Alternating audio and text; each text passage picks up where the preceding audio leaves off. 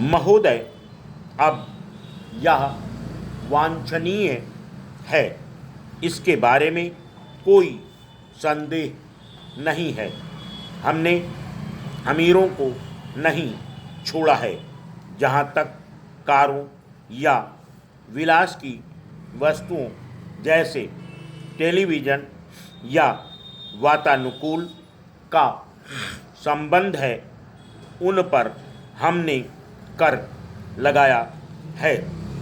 अगर मैं पूंजीगत माल उद्योग पर आता हूँ, जिसका यहाँ उल्लेख किया गया था, पिछले वर्ष हमने परियोजनाओं के आयात पर सीमा शुल्क 65% से घटाकर 45% पिछले वर्ष के बजट में किया था, परंतु शायद यह अधिक कटौती थी। इससे हमारे पूंजीगत माल उद्योग पर बुरा असर पड़ा। यही कारण है कि इस बजट में हमने इसे 45% से 55% कर दिया है। यह बात नहीं है कि हम पूंजीगत माल उद्योग का ख्याल नहीं रख रहे हैं। यह हमारी आत्मनिर्भरता की धुरी है। यदि यदि देश को मजबूत होना है तो पूंजीगत माल का उद्योग सक्षम बनाना होगा। इसके साथ ही हमने उद्योग मंत्रालय को भी उन वस्तुओं की सूची हमें देने के लिए कहा जो परियोजना के अंतर्गत आती हैं और जिनका उत्पादन यहाँ किया जा रहा है।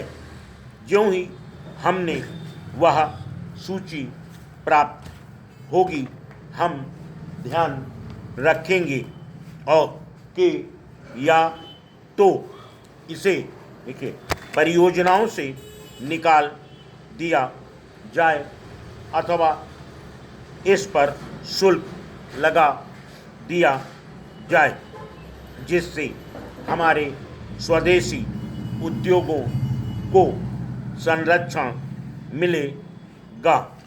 यह विश्वास दिलाया जाता है कि हम अपने पूंजीगत माल उद्योग का पूरा ध्यान रखेंगे, परंतु इसका दूसरा पहलू भी है।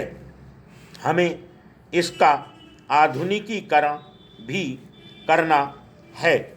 यदि हम इसका आधुनिकीकरण नहीं करते हैं तो उत्पादन पुराने तरीके से ही करना होगा। इस बारे में हमें स्पष्ट होना चाहिए। आप अपने उद्योग को संरक्षण दे रहे हैं ताकि वह चलता रहे, यह ठीक बात है, परंतु इसके साथ ही आप उत्पादन की पुरानी पद्धति को अपना रहे हैं। Full stop. नेक्स्ट। अतः हमें संतुलन रखना होगा, जहाँ हम यह कहते हैं कि वह क्रियाशील हैं तथा अच्छी हालत में हैं, वहीं हम उन्हें आधुनिकीकरण के लिए भी बाध्य करते हैं। इस प्रकार संतुलन रखा गया है और आधुनिकीकरण में तनाव तत्व पर भी प्रभाव पड़ता है।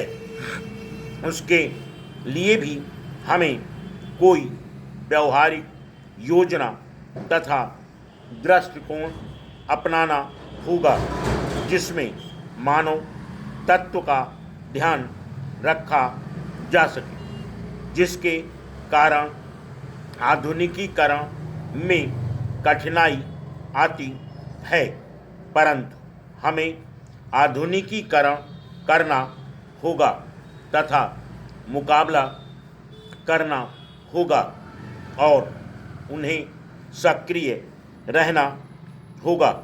इसका कोई विकल्प नहीं है।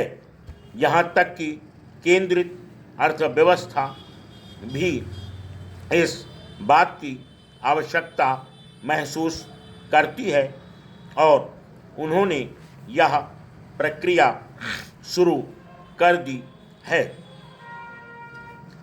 एक बात कही गई है कि क्योंकि आपने वित्तीय नीति में कहा है कि आप करों में वृद्धि नहीं कर रहे हैं, इसलिए आपने अपने आप को बांध लिया है, क्योंकि कोई संसाधन नहीं है तथा यही कारण है कि संसाधनों की समस्या आती है।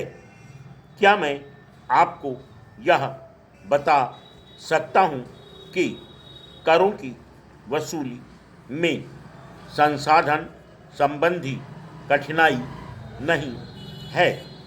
मैं आपको बताता हूँ कि कर वसूली के संबंध में हम केवल अपने योजना लक्ष्यों को ही पूरा नहीं करेंगे, परंतु उससे भी अधिक धनराशि एकत्र कर लेंगे।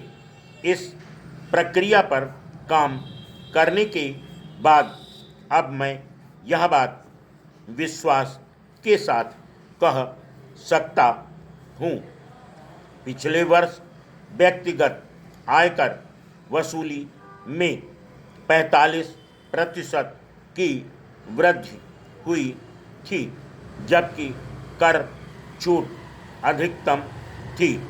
स्वतंत्रता प्राप्ति से लेकर अब तक व्यक्तिगत आयकर में 45% वृद्धि नहीं हुई है। अप्रैल, मई, जून तक व्यक्तिगत आयकर में 30% वृद्धि हुई है। 45% पर 30% वृद्धि कायम रखना सराहनीय कार्य है। Full stop.